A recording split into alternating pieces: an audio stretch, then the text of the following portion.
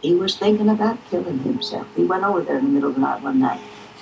Francis was just about to kick the chair out from underneath him. Already had the noose around his neck.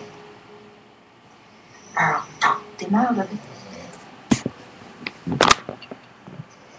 Just think there is a purpose for everything that God creates. Whether it's a unique ability or a cup of overpriced coffee with too much milk.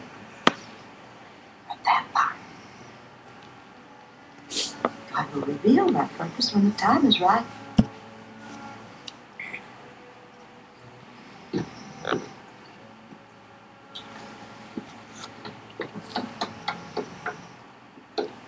Wait. I thought Great Uncle Francis did kill himself with a shotgun.